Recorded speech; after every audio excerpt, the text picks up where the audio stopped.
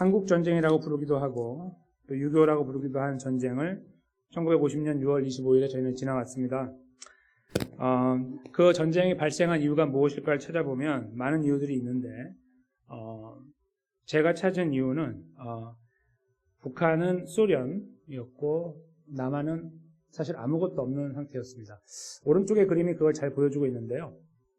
북한 쪽에는 소련 깃발이 하나 꽂혀 있고 앞에 뒤쪽에 당시 중공이고 지금은 중국 깃발이 하나 꽂혀 있고 남한 쪽에는 미국 깃발하고 유엔 깃발이 꽂혀 있죠. 한국은 전쟁을 대비하지 않았고 북한은 전쟁을 5년 동안 대비했죠. 해방된 이후에. 근데 그 북한 자력으로 전쟁을 준비할 수 있는 많은 능력이 없었습니다. 저희가 알다시피.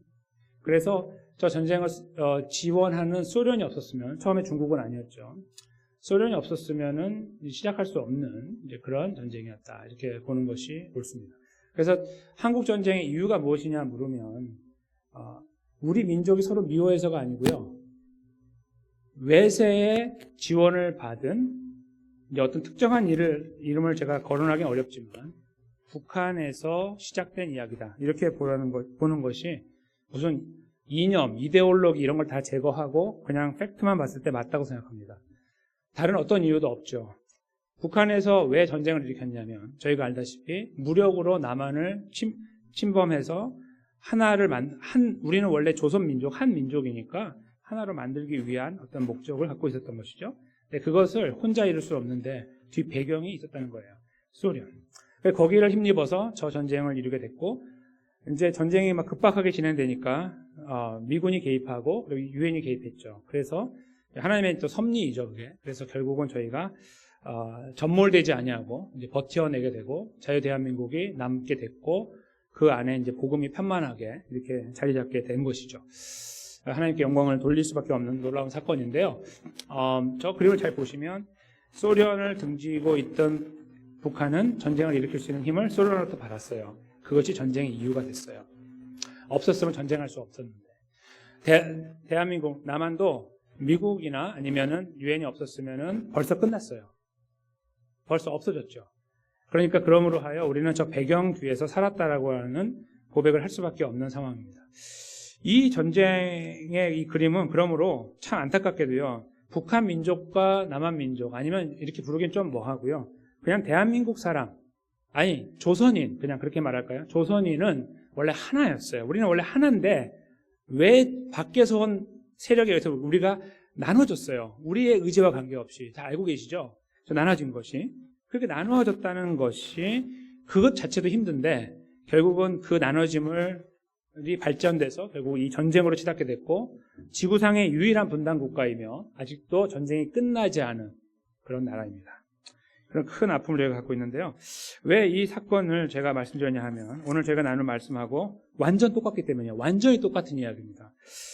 이스라엘은 북쪽을 차지하고 있었고 유다는 남쪽을 차지하고 있었습니다. 분단 국가가 됐을 때. 근데 분단 국가가 됐을 때 북쪽을 이스라엘로 부르기도 하지만 오늘 이 본문을 쓰고 있는 호세아는 에브라임이라는 단어를 사용해서 쓰고 있는데 그것은 왜 그러냐면 먼 훗날 하나님께서 은혜를 주시면 북쪽의 에브라임이라는 나라와 남쪽의 유다라는 나라가 다시 하나가 될 것이기 때문입니다. 그런 확신, 그런 믿음과 신뢰를 갖고 있기 때문에 이스라엘이라는 나라를 함부로 쓰지 않아요. 이스라엘이라는 나라는 우리 전체 통일 왕국의 이름이거든요. 대한민국이 전체 왕국의 나라의 이름이길 원하죠. 그렇죠? 그런데 저희가 현재 대한민국과 북한이 하나가 되면 다른 이름을 쓸 거예요. 대한민국을 쓸 수 없어요. 북한이라고 쓸 수 없잖아요. 다른 제3의 이름이 나올 수밖에 없는 거와 마찬가지입니다. 그래서 그 이름을 보호하고 있는 거예요. 이스라엘이라는 이름을 잘 간직하고 있는 거죠. 앞으로 이룰 통일 왕국을 기대하면서. 지금 비록 나누어져 있지만 그런 상황인데요. 그 상황 속에 전쟁이 발생합니다. 예수님 오시기 733년 정도 됐을 때 BC 733년 730에서 33 어간에 무슨 일이 벌어지냐면 성경에서 이걸 발견하기는 참 어려워서 전쟁이 있었는지도 잘 몰라요. 저도 이걸 이제 연구하면서 이 전쟁에 대해서 처음 알게 됐어요. 그러니까 어떻게 이 전쟁이 성경 속에 있었는지를 왜 몰랐을까라는 안타까움이 있는데 그 역사적인 연구를 하지 않으면 발견할 수 없는 전쟁입니다. 성경에 나와 있는데 정확하지 않아서 이게 뭔가라고 보여줄 수 있는 어떤 그런 여지가 있는 거예요. 물론 기록되어 있는 내용이 있지만 특별히 열왕기하 16장, 17장을 보면 자세하게 나와 있긴 하지만 그걸 역사적인 사실로 연결하는 것은 어려워요. 일반적인 분들이. 근데 그걸 이제 잘 해주지 못했기 때문에 전쟁이 있었다는 사실을 모르는 거예요. 누구하고요? 남쪽하고 북쪽이 싸운 거예요. 한국하고 똑같아요. 어떻게 그렇게 됐냐면 북쪽에 있던 에브라임이라고 하는 나라가 바로 자기보다 위에 있는 나라가 아람이란 나라예요. 아람이란 나라에 요청을 했어요. 우리 힘을 합해서 남쪽을 짓눌러 버립시다. 거기를 다 차지해 버립시다. 내가 그 대가를 주겠습니다. 이런 어떤 제안을 했고요. 아람이란 나라는 나름 큰 나라예요. 이스라엘보다 훨씬 큰 나라니까 그래 그렇게 하자라고 결정하고 전쟁을 치르게 된 거예요. 그러니까 그 전쟁 속에서 남쪽은 전쟁 준비도 첫째 안 했고 우리 대한민국하고 비슷해요. 6.25 때 준비도 잘 안 하고 있었고 그래서 아주 큰 시련을 당해요. 많은 사람이 죽었고 그래서 거의 패배에 가까이 가다가 예루살렘 성전 중심으로 보존을 하고 이제 버티고 있었어요. 예루살렘 성을 중심으로. 그러다가 아이디어가 떠오른 거예요. 우리 이러다 망하니까 진짜 큰 나라한테 요청합시다. 그 큰 나라가 어디냐면 저기 지금 지도에 나와 있는 잘 안 보이지만요. 혹시 이렇게 화살표 이렇게 한번 커서로 해주실 수 있으면 한번 해주시면 좋은데 아수르 제국이라고 있어요. 약간 중간 윗부분에 보시면 이 그 지도를 보여주십시오. 그래서 아수르 제국이라는 나라는 얼마나 큰 나라이냐 하면은 나중에 바벨론 원래 그 나라가 바벨론까지 이렇게 연결된 거예요. 사이즈로 보면 아주 커요. 굉장히 큰 나라인데 그 나라가 이제 세력을 확장하고 있었어요. 조만간 이쪽을 다 차지할 준비를 하고 있는데 유다가 그쪽에다가 사진을 보내서 이야기하는 거예요. 그 디글랄 빌레셋이라고 하는 왕한테 우리를 좀 도와주시오. 우리가 다 드릴 테니 이렇게 요청을 하게 된 거예요. 대한민국이 미국하고 유엔에게 요청해가지고 우리를 도와달라 해가지고 전쟁을 막아낸 거하고 똑같은 거예요. 완전 똑같죠. 전쟁을 준비하지 않고 있다가 북한에서 저기 소련과 함께 내려온 것처럼 우리 그 남쪽에 있던 이 이스라엘도 아무것도 준비하고 있지 않다. 유다도 북쪽에 에브라임이 갑자기 합력해서 내려오니까 속수무책으로 당하고 있다가 이렇게 하다가 죽겠다 해가지고 더 큰 나라에 요청한 거 똑같은 거예요. 더 큰 나라이고 그 나라들이 모여있는 유엔에 요청해가지고 힘을 받은 거하고 거의 똑같은 상황이죠. 근데 한 가지 다른 점이 있어요. 대한민국은 그런 과정을 통해서 독립을 했잖아요. 이 전쟁을 마치게 되고. 그런데 이 전쟁은 어떻게 끝나냐면 저 아수르가요. 워낙 힘이 세거든요. 그들의 이야기를 듣고서 쳐들어 내려와요. 이렇게 위에서부터. 그래서 내려오면은 바로 아래 어떤 나라가 있냐면 아까 말씀드린 시리아라고 부르고 암몬이라고 한 나라가 있는데 거기를 딱 치고요. 그 바로 아래가 누가 있습니까? 암몬하고 합했으니까 여기 에브라임이 있잖아요. 에브라임을 치고 다 차지해버리는 거예요. 그리고 나서 유다는 살짝 지나치는 것까지 하면서 저 내려가서 저쪽 아래, 왼쪽 아랫부분에 있는 부분이 이집트잖아요. 성경 용어로는 애굽. 저 애굽까지 다 차지해버리는 거예요. 저 빨간 걸로 이렇게 라인이 이렇게 그려져 있는데 저게 이제 아수르 제국이 되는 거예요. 엄청나게 크거든요. 무슨 말씀을 드리려고 하는 거냐면 유다가 전쟁이 발발해가지고 죽을 것 같았어요. 그래서 어떻게 했냐면 머리를 짜내기를 우리보다 큰 나라에다 요청하면 그래 우리를 도와줘가지고 저 작은 나라 두 개를 치고 우리를 자유하게 할 것이다라고 생각했어요. 거기까지예요.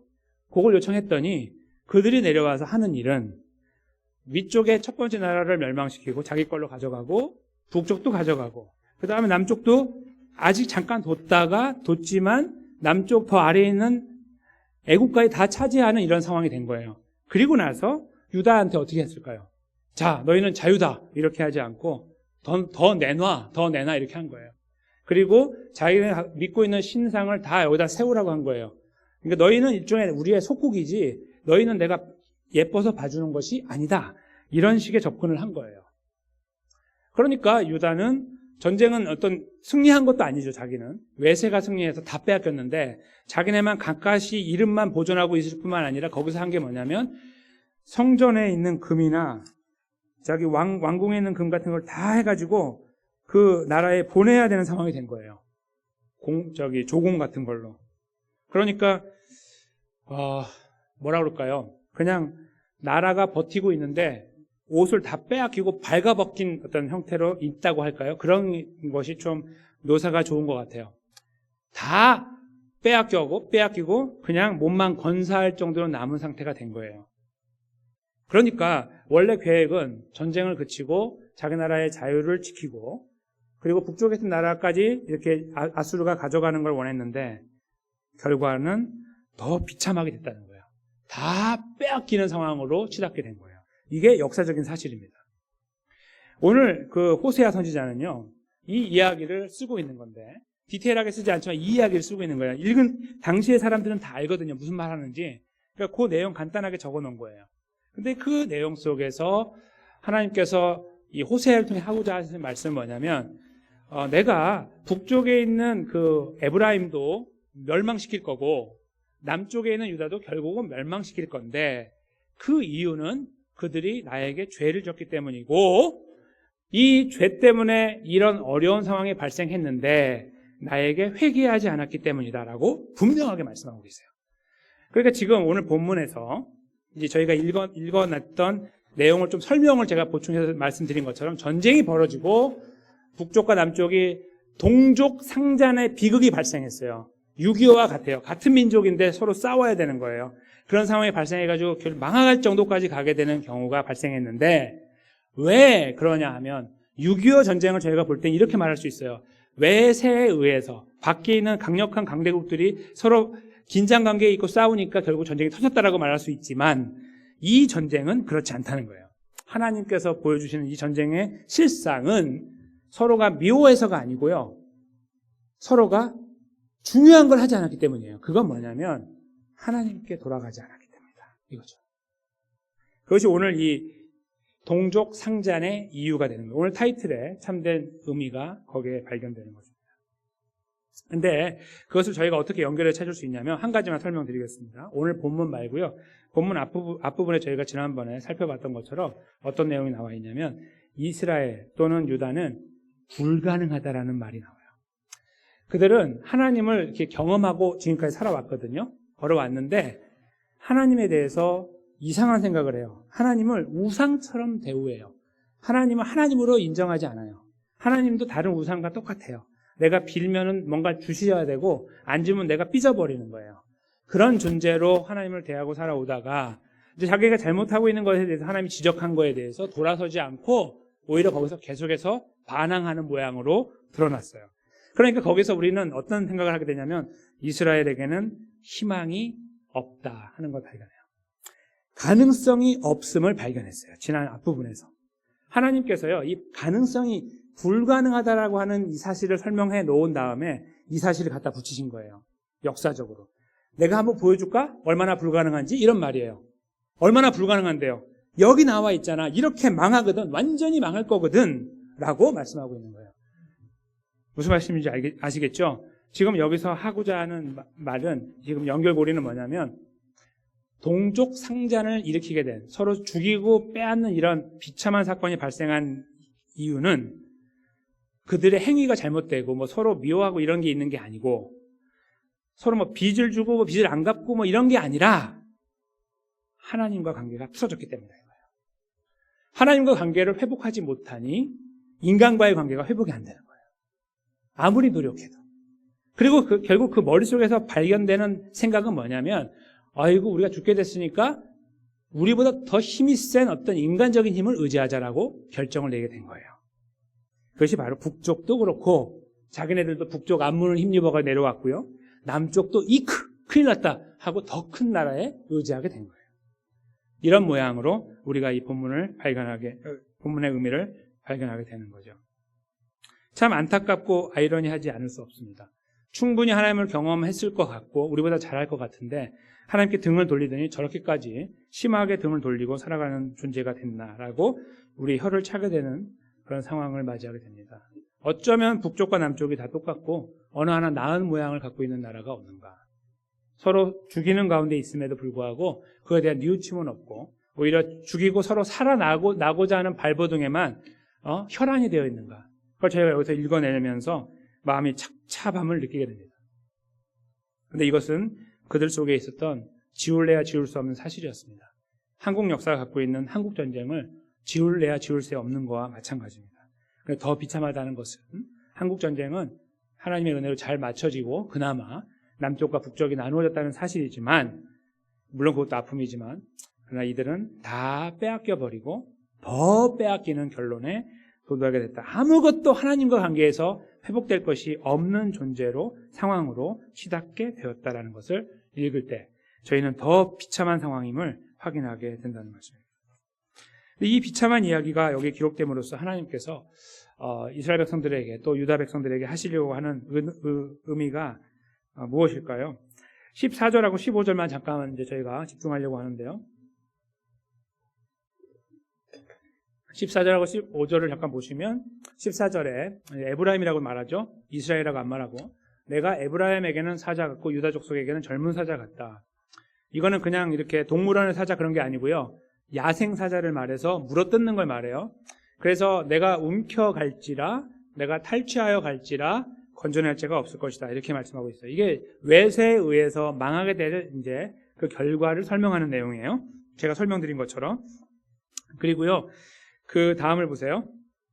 이들을 딱 이렇게 먹이를 쥐듯이 딱 쥐어가지고 어디로 가냐면 15절에 그들이 그 죄를 뉘우치고 내 얼굴을 구하기까지, 그 뒤에 나오는 거예요. 내가 내 곳으로 돌아가리라. 사자는 굴 속에 살죠. 사자굴. 그러니까 사자굴로 내가 데리고 가서 거기서 내가 먹어버릴 것이다. 이런 말이야. 거기에서 고통을 줄 것이다. 그런 의미가 담겨 있는 거예요. 이 그림으로 보면 내 곳으로 굴로 돌아가서 그렇게 할 것이다. 그렇게 이제 하나님께서 그들을 고난 가운데 있게 할 것이다라는 말씀을 주시는 거예요. 사실은요, 그들은 하나님의 백성이기 때문에 하나님께서 이런 말씀보다는 이런 말씀을 하시는 게 더 효과적일 수 있어요. 내가 너희를 살려줄 테니까, 한 번만 더 용서해 줄 테니까 이제 잘하자, 이렇게 하는 거예요. 둘 다 지금 망하게 됐으니까 북쪽에도 한 말씀 하시고 남쪽에도 한 말씀 하셔갖고 서로 살려주겠다 하면 오히려 그들에게 귀가 쫑긋해가지고 한 번 더 우상 같은 하나님을 우상 방법으로라도 다시 섬기게 할 수 있지 않을까라는 기대를 갖게 해요, 우리에게. 근데 하나님은 그것을 하지 않고요, 아주 칼처럼 자르고 계시는 거예요. 너희는 다 죽었다, 이렇게 말하는 거죠. 그런데 죽었다로 끝나는 것이 아니고요, 그 다음을 보세요. 그들이 고난받을 때에 나를 간절히 구하리라는 말씀이 있다는 것이 기가 막힌 반전입니다. 지금 오늘 이야기는 동족 상잔의 이유를 설명하고 있어요. 그것은 사람의 잘남과 못남의 문제가 아니에요. 서로 그런 게 아니라 하나님을 떠났기 때문이고, 하나님이 돌아오라고 하는데 안 돌아갔기 때문입니다. 분명해요. 그래서 저렇게 된 거예요. 저 망하게 된 자리에 저들이 있을 때에 그들이 그 자리에서 무엇을 하게 되느냐 하면 바로 15절의 말씀처럼 가슴을 치고 하나님, 저희가 잘못했습니다를 이야기하게 될 것이라는 말씀이에요. 이것이 바로 소망의 메시지가 되는 거예요. 앞의 내용과 처음 1절부터 시작하는 모든 내용은 다 암울하고 어둡고 힘들어요. 읽어나가면 마음이 아프고 짠하고 속상해요. 이렇게 무너지고 있는 이스라엘 볼 때. 근데 하나님께서 그 끝자락에서 내가 너희를 반드시 찢어버릴 거야 라고 한 이후에, 내가 너희를 찢을 때 너희가 힘들 거야, 그때 너희가 나를 찾을 거야, 이렇게 말씀하고 계시는 것이 기가 막힌 반전인 거예요. 이걸 우리는 은혜라고 부르는 겁니다. 내가 너희를 짓밟아서 다시는 일어나지 못하게 하고 너희는 더 이상 끝이야, 그렇게 하나님은 절대로 말씀하지 않으십니다. 항상 여지를 두시는 거예요. 은혜의 여지. 내가 너희를 심하게 짓누르고 힘들게 하겠으나, 그래서 너희가 왜 동족 상잔의 비극에 처하게 되는지도 너희가 알게 될 것이고, 그러므로 하여 너희가 돌이키게 될 것이다. 이것을 하나님께서 말씀하고 계시는 것입니다. 여기에 소망과 은혜가 담겨 있는 겁니다. 왜요? 그렇게 우리가 그들이 뉘우치고 돌이켰을 때 하나님 은혜를 베풀어 주셨고, 이스라엘 역사를 들어볼 때, 특별히 유다의 역사를 볼 때 그들은 다 망한 줄 알았는데 바벨론에 끌려가서 70년의 포로기를 지나고 정확하게 70년이 됐을 때 돌아왔거든요. 놀라운 역사예요. 그렇죠? 하나님 말씀이 어떤 역사적인 사실을 설명해 놓고 그것이 이루어졌다는 것을 설명하고 있지 않다면 우리는 절망해야 됩니다. 하나님을 정확하게 말씀드리면 믿으면 안 돼요. 하나님을 믿으면 안 돼요. 하나님은 거짓말장이니까. 그렇죠? 근데 하나님께서 역사를 들여다보면 약속한 것을 다 이루셨어요. 하나도 빼놓지 않고. 특별히 70년이라는 것은 자로 잰 것처럼 정확히 70년이에요. 어떻게 그렇게 할 수 있어요? 어떻게 하나님께서? 어떤 인간이 그런 걸 계산합니까? 어떤 컴퓨터가, 슈퍼컴퓨터가 그걸 계산합니까? 못해요. 변수가 워낙 많으니까 70년의 시간 동안 무슨 일이 벌어질지 모르잖아요. 하나님이 70년이야. 딱 못을 박더니 정말 70년 됐는데 그냥 돌아왔어요. 아무런 이유도 없어요. 다 바꿔버리고. 여기에 하나님의 은혜의 역사가 담겨 있는 거죠. 오늘 역사는 저희에게 암울한 이야기를 줍니다. 동족 상제한. 너무나 비참하고 마음 아픕니다. 그 이유를 알려주신 하나님은, 하나님을 떠난 것이 문제라고 알려주신 하나님은 저희들에게 여운을 남겨주시는 거예요. 뭐죠? 15절에 돌아와라. 행여 나에게 맞아도 돌아와라. 이거예요. 그럼 내가 은혜를 베풀 거다라는 말씀을 남기고 오늘 말씀이 끝나는 겁니다. 저는 그래서요, 이 말씀의 끝자락에서 이런 마음을 생각하게 돼요. 이런 생각들을. 그래, 돌아가자. 내가 인간관계를 돌아보니까 내 가정 안에서 주변 친구들, 여기 교회 안의 관계들 여러 가지 돌아볼 때 문제가 발생하고 있는데 그 문제의 근원이 하나님이라고 하여 내가 돌아와서 보니까 정말 하나님 관계가 흔들흔들하고 있을 수 있어요. 100% 인간관계가 하나님과 관계에서 오는 건 아니에요. 왜냐하면 우리가 정말 착하게 사는데 나쁜 사람이 우리를 해할 수가 있잖아요. 하나님과 관계가 굉장히 좋은데 누군가로부터 우리가 해를 당할 수가 있기 때문에 모든 인간관계의 문제가 하나님과 관계의 문제라고 말할 수는 없는 거예요. 그 사람은 문제 있지만 나를 힘들게 했으니까. 그러나 많은 경우에, 굉장히 많은 경우에, 저는 이렇게 말하는 게 맞을 수 있어요. 대다수의 경우에 우리 삶에서 만나는 여러 가지 문제들, 서로 갈등이 생기고 싸우고 비난하고 거짓말하고 조롱하고 짓밟는 이 이야기가 시작되는 그 밑을 보면 그 사람과의 개인적인 문제가 아닐 가능성이 많다는 거예요. 우리는 그 싸움 속에서 보지 못하는 것이 있을 수 있다는 거죠. 하나님과 관계가 굉장히 결핍되어 있고 핍절한 거예요. 남지 않고 말라버린 건데 거기에서는 아무 에너지를 받지 못하는 가운데 은혜를 경험하지 못하니 자기 스스로가 말라버렸는데 그걸 깨닫지 못하여서 이쪽과의 관계에서 계속 힘든 시간만을 주는 이런 경우를 우리가 경험할 수 있다는 거예요. 오늘 본문에서 저희가 반드시 이해해야 되는 중요한 사실이에요. 에브라임과 유다의 싸움. 그들은 하나님과의 관계를 해결하지 않고 회복하지 않고 하나님 없어도 된다고 생각하면서 충분히 찾았던 방법은 인간이었습니다. 야, 더 센 나라가 있는데 뭐가 문제야? 라는 일반적인 사람들의 생각에 동의하고 동조하면서 그 방법을 취해왔던 거예요. 하나님이 보기 좋게 다 멸해버리시는 거죠. 정말 그럴까라고 하면서. 이거는 하루아침에 이루어지지 않아요. 오랜 시간을 통해서 이루어지거든요. 근데 결국 오늘은 그 과정을 명확하게 보여주는 거예요. 앞으로 이렇게 될 것이다. 이렇게 말씀하십니다. 그리고 역사는 그렇게 흘러가게 되었습니다. 우리 삶 속에서도 우리는 이와 비슷한 시간들을 경험합니다. 많은 인간관계의 힘든 부분들에 해결책을 찾기 위해서 발버둥 치는데, 우리도 모르는 사이 우리가 한번 우리 삶을 이렇게 잘 돌아보면 그 주먹구구식이라는 말 있잖아요. 주먹구구식. 그러니까 하나하나 하고 하나 하는 거. 이렇게 하나 땜빵 하는 거. 뭐 이런 거 있잖아요. 이 구멍이 큰데 거기다 이렇게 큰 구멍을 반창고 하나 붙여놓고 막으려고 하고 거기다 계속 덧대서 막으려고 하는 거예요. 거기 전체를 콘크리트 공사를 해야 되는데 그렇게 안 하는 거예요. 이 콘크리트 공사 근본적인 해결책이 뭡니까? 하나님과 나의 관계를 찾는 건데 그 관계를 찾지 않으려고 하거나 찾아도 대충 찾거나 그랬을 때 우리는 지속적인 인간관계 안에서의 어려움을 경험하게 되는 거예요. 그리고 서로 찢고 찢는 관계까지 가기도 하고요. 서로 짓밟아가지고 먹어버리는 관계까지 가는 거예요. 아무런 양심의 가책이 없고 그리고 그 삶에 대하여 스스로 희열까지 느낄 수도 있어요. 그렇게 걸어가는 삶에 대해서. 그것이 우리 인간이 갖고 있는 비참한 현실입니다. 누구도 벗어날 수 없는 그 현실을 바로 우리는 본문에서 읽어낸 것이죠. 그래서 우리가 이 말씀을 마무리하면서 생각해야 될 부분은요. 우리의 삶 속에서 동족 상장 같은 문제가 발생하고 있지 않는가를 살펴봐야 돼요. 그건 정말 막 피비린내 나는 싸움을 말씀드리는 게 아니고요. 물론 그럴 수도 있지만 대부분의 경우에서는 작은 갈등들일 수 있어요. 서로 말을 이해하지 못하고 용납하지 못하고 품어내지 못한 어떤 그런 것들 통해 나올 수가 있고요. 그래서 상처되는 말을 막 던지거나 행동을 할 수도 있어요. 서로 간에. 근데 그 가정 안에서도 발생할 참 비참하고 마음 아프지만 더 나아가서 주변에 가까운 사람 관계들도 다시 깨지고 복원되고 깨지고 복원되는 계속 그 일들을 계속 반복하는 가운데 우리도 모르는 그런 일을 하고 있는지 모른다는 거예요. 그걸 돌아봐야 됩니다. 더더군다나 하나님 백성인 저희들, 시온 장로교회라는 이 울타리 속에 모여서 하나님을 예배하는 저희들 안에 행여 그런 문제가 있지는 않은지를 돌아봐야 돼요. 상대방에게 심한 말을 던져서 상처를 주고 심한 행동을 해서 상처를 줄 수도 있어요. 그리고 그거에 대해서 우리는 아무런 마음에 가책을 받지 않을 수도 있습니다. 가책을 받지 않는다는 말은 하나님과 관계가 잘못되어 있다는 뜻입니다. 분명히. 하나님이 우리에게, 하나님 아버지께서 우리에게 다가오셔서 이런 여러 가지 말씀을 통해 우리를 종용하시는 거예요. 자꾸 우리에게 그렇게 하면 안 된다고 말씀하시는 거거든요. 우리 그 말씀을 받아들일 때 굉장히 심각하게 받아들여야 돼요. 내가 어디로 가고 있는가를 살펴야 돼요. 그리고 거기에서 우리가 끝나면 안 되고요. 자꾸 주변이 아닌 나 자신과 하나님을 보면서 회개해야 됩니다. 하나님 잘못했습니다.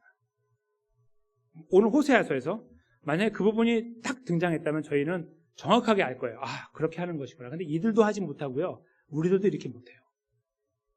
우리도 이렇게 해요. 우리도 회복을 잘 못한다는 말씀이에요. 저런 문제가 발생하고 이런 문제가 발생하고 있는데도 우리가 갖고 있는 자존심이 굉장히 세거든요. 우리 이제 속된 말로 알량한 자존심이라고 그러잖아요. 우리 안에 그걸 지키려고 하는 게 있어요. 이거 아니면 죽을 것 같은 거예요. 이거 놔버리면. 뭐 그런 것들이 우리 안에 있어요. 누구나. 타락한 인간의 본성이죠. 근데 우리는 거기에 많이 충실합니다. 그래서 거기에 붙들린 바 되어 살려고 하고 벗어나지 않고 싶을 때가 많아요. 그래서 비틀어진 관계를 그냥 둬버리는 거죠. 해결하지 않아요. 나로부터 있는 상처와 아픔들이 저기 분명히 있는데 그것이 보이는데도 불구하고 안 가는 거예요.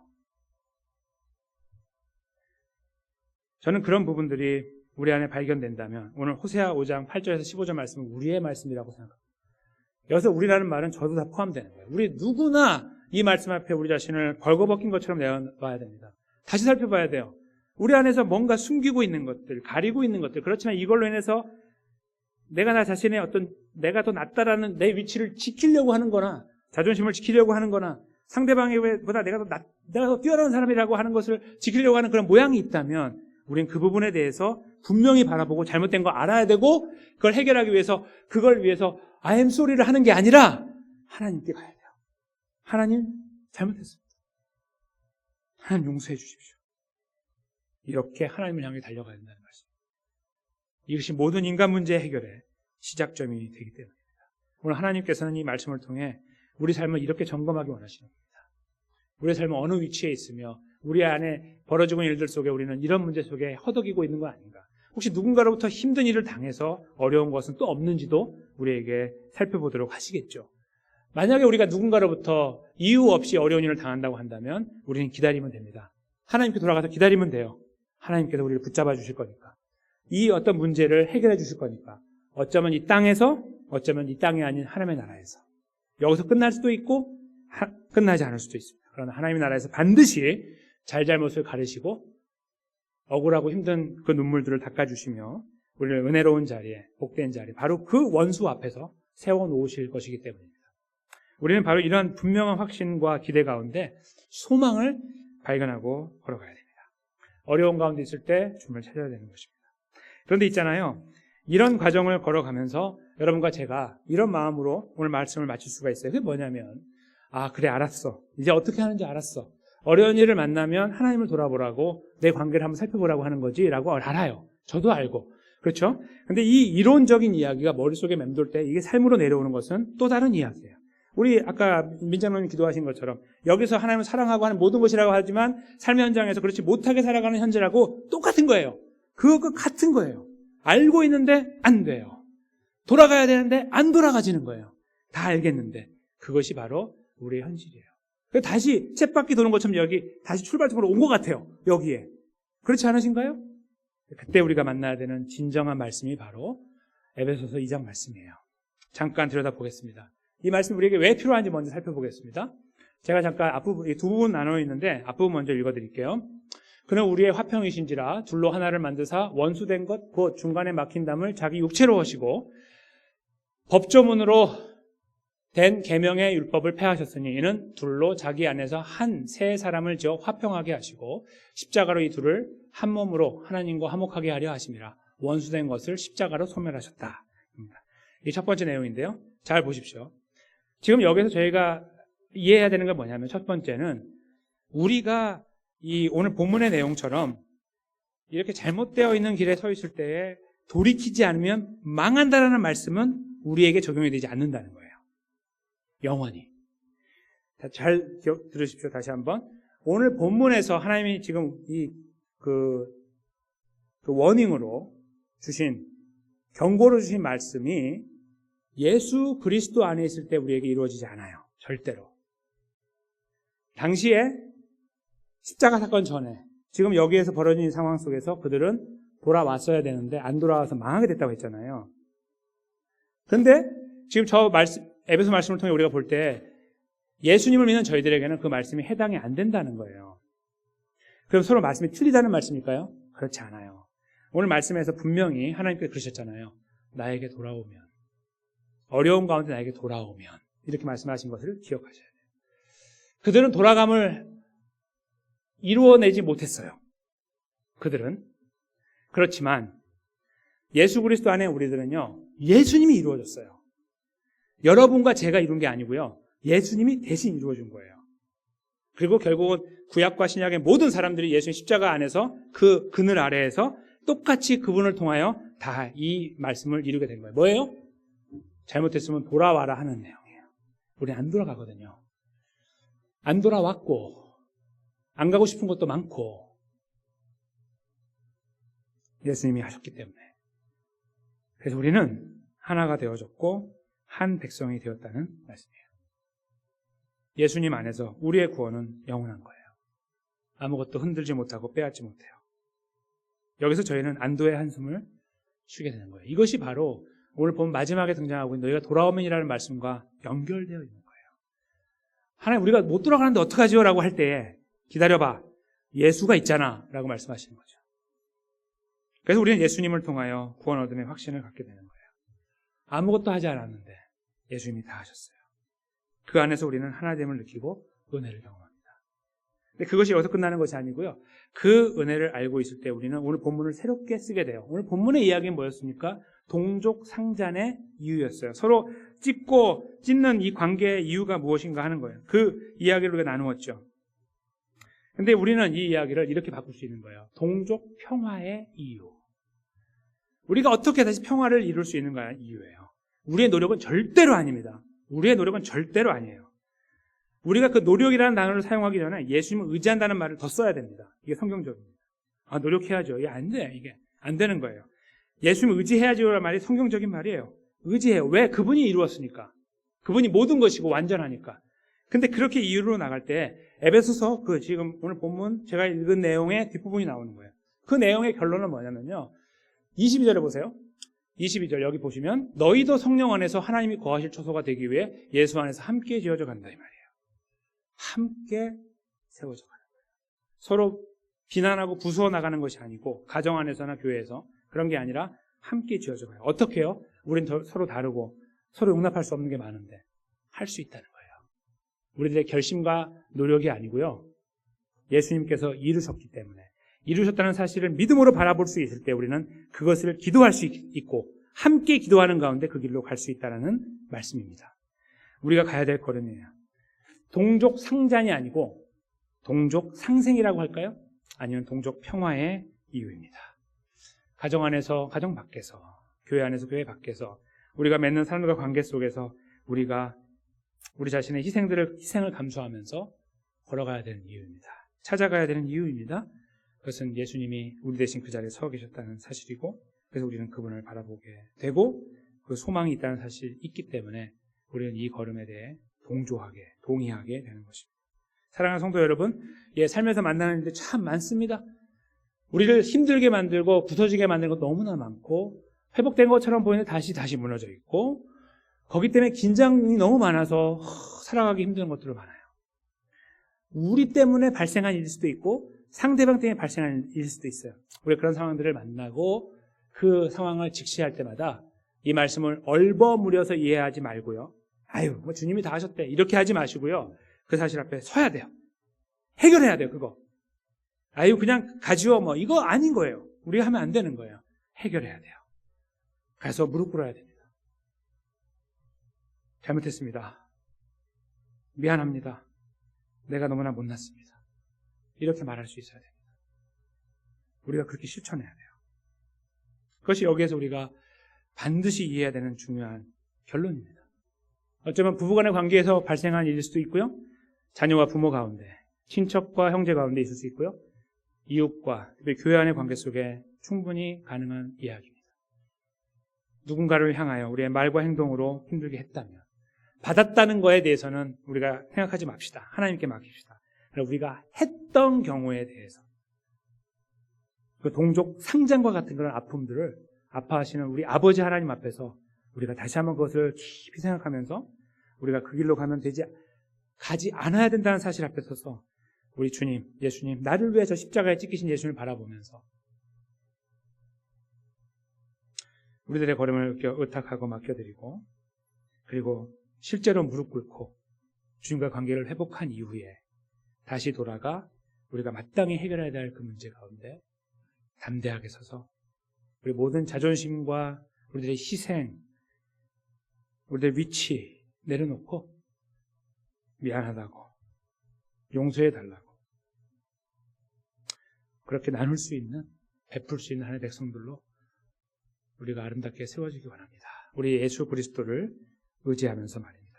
그 자리에 함께 귀하게 세워지는 우리 모두가 되시기를 예수님의 이름으로 간절히 축원합니다.